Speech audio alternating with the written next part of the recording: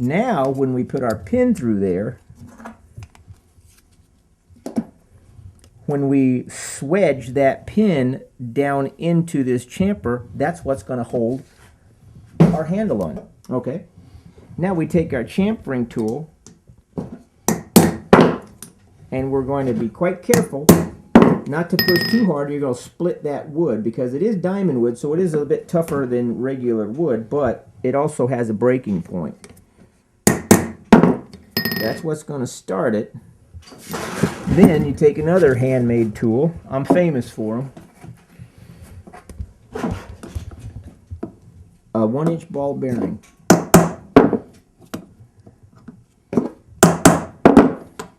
And you nicely swedge that hollow tube down into that chamfered area.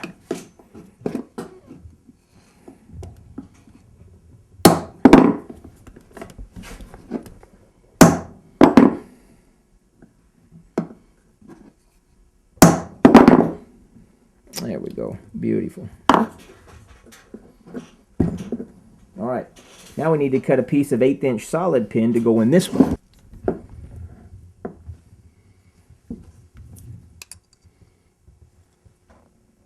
Now what we need to do is grind that flat, or rather file it flat, and we're going to swedge it right down into that chamfered area.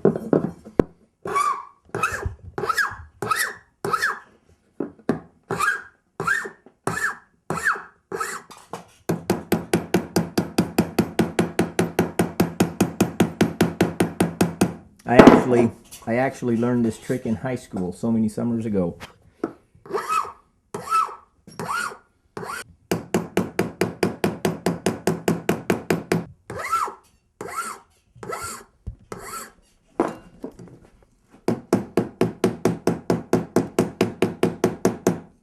Kind of what you're doing is you're going to try to mushroom that piece of pin stock down into that chamfered hole.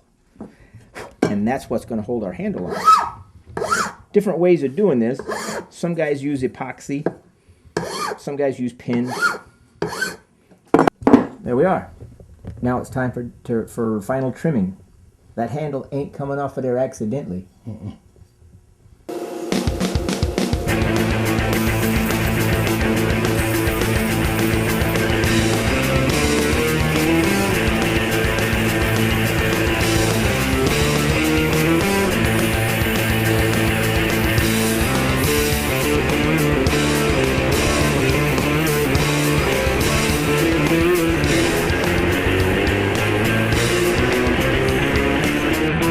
Okay, on the flat grinder over there, we shaped the handle. Now we've got to shape out that finger notch. Adjust our speed. Not nearly fast enough.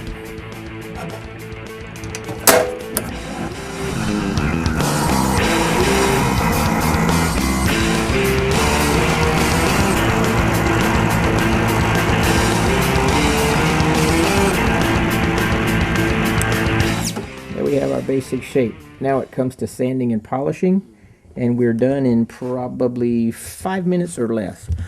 I'll betcha. Now whenever I clamp the blade onto my little piece right here, you want to use leather, otherwise you're going to scratch this up, and this part of the blade is already finished. So you want to try to preserve the neatness of it as much as you can. I went down to the beauty supply store, and I got these sanding sticks. Manicurists use them on fingernails, but they work quite nicely for this, as you can see.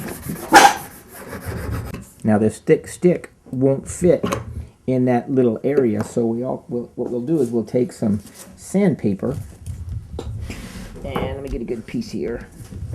Sandpaper, and we'll go in there just like that.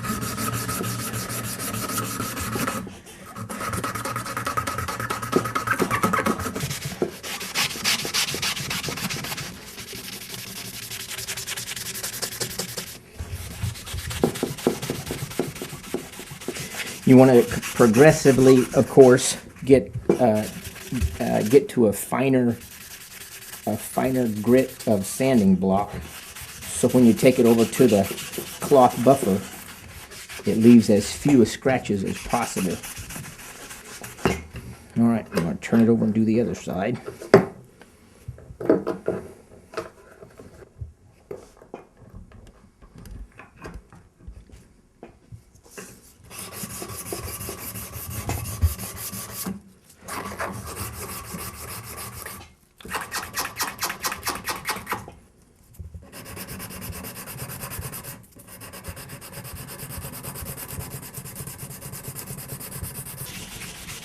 This is one of the most time-consuming parts, but that's okay because this is what makes it pretty, gives a knife its fit and finish.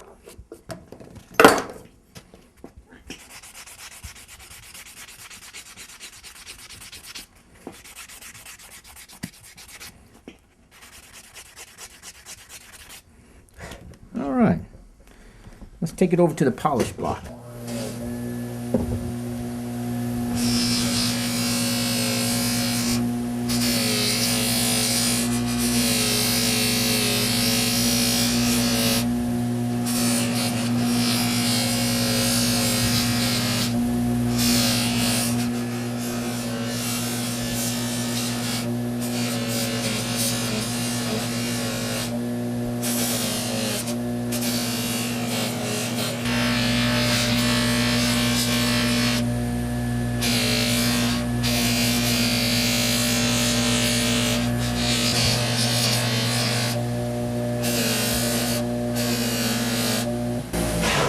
There we are. There we are. Now let's clean her up a bit.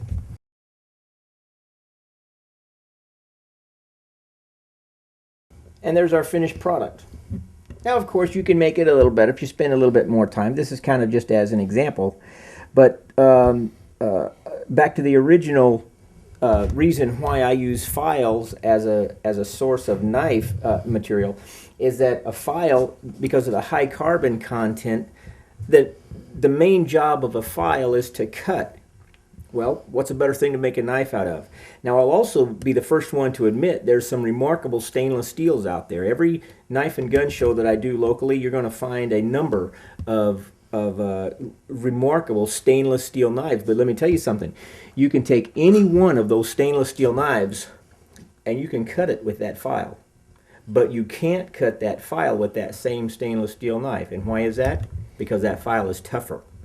The trade-off is, if a knife is made out of a file, just like your gun barrel, if you leave your gun outside in the rain, what's going to happen? It's going to rust. You leave that knife outside in the rain, it's going to rust. But guess what? You're not going to leave your gun outside in the rain. It's a tool. You take care of it. You take care of this knife.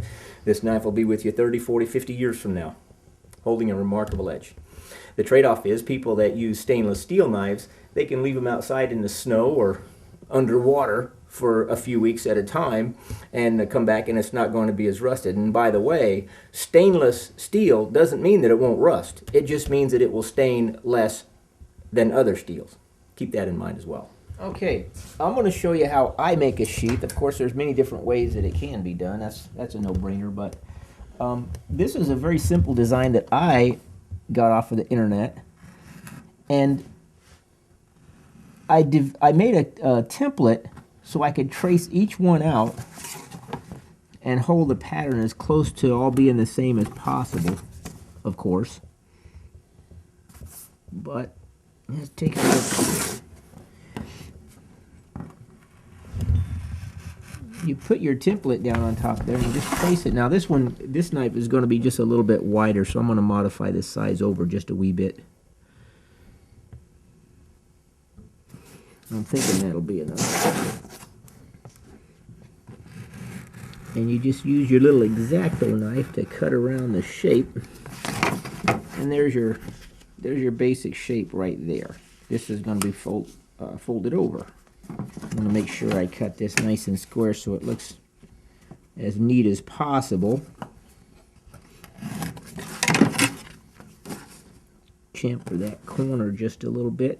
Now we have what we call a grooving tool. And that grooving tool, we're going to go right along here. Get a close up on that if you need to. See, it's going to going to cut a little bit of a line right there. That line is where we're going to drill our holes. Now we go over here to the drill press. Just needed some kind of a little piece of wood to hold this with, and get a little clamp and hold it right there.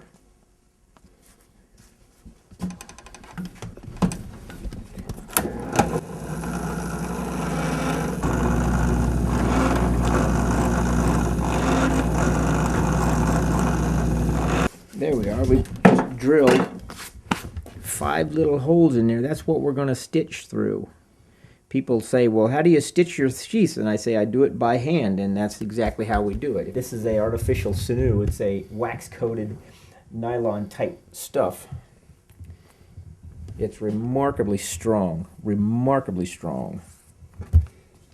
And then we're just going to stitch it through there.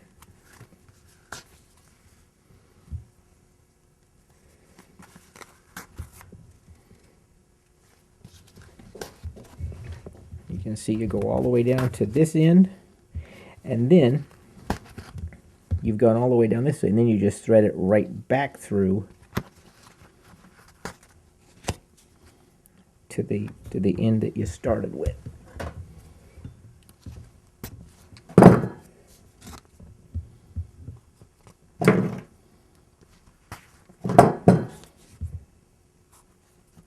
Now, this is really high tech. I'm going to pull it nice and snug on that one. Pull it nice and snug on this one. And run it back through the first, the second hole. Now this is going to be the outside of the sheath. You want the bitter ends to be on the inside. Then what we do is we cut it about 1/4 inch, and you burn that so it doesn't go back through there.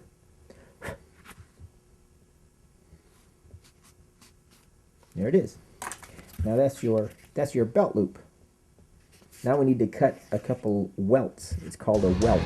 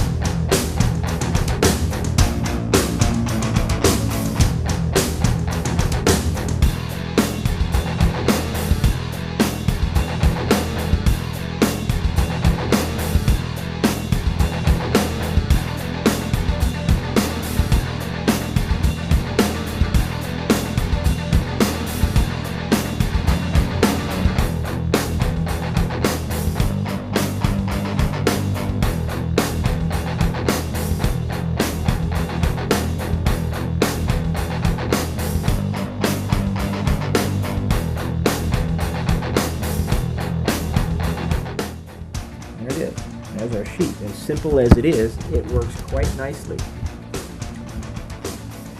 All right, and that's it. That's the basics on making a knife.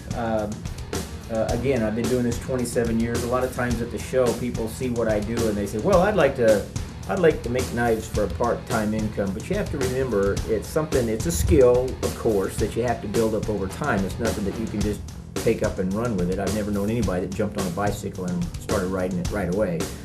But it's if you want to do something like this as a hobby, it's a fascinating hobby to have.